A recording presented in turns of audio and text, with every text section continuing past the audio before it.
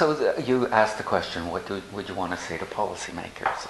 I guess another thing that I find really maddening is that as an adult now, Oliver receives around about $930 a month for disability.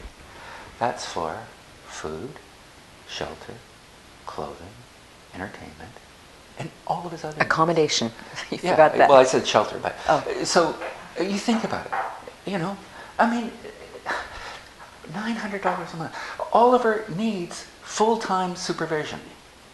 Now, he likely will get onto some sort of community program through CLBC, and so there may be other resources. But this crazy idea that somehow people can live on what they get through disability is really, really troubling.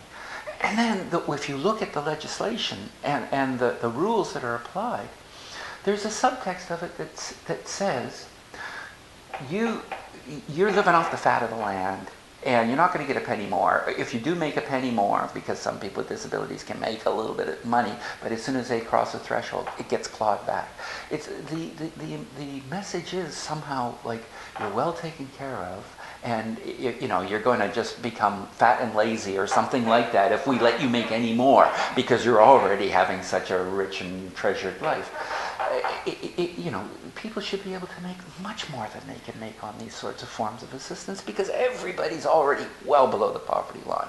I just think that if we need to change our culture about that, we have to get out of this idea that people on welfare are all cheating the system, they're all having a good time at our expense.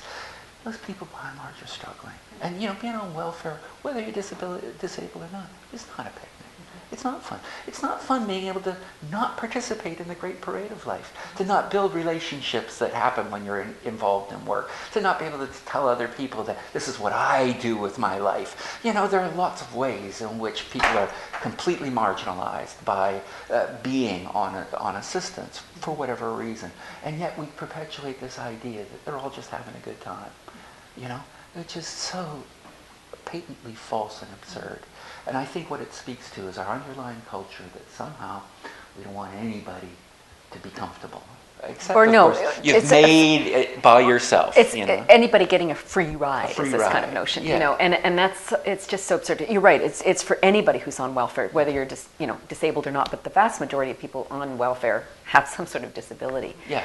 And but like $900 a month is just simply not enough to live. You can't live. I mean, unless you're in a rooming house, a room in a large house where there are many other people, and that would be. Yes. I mean.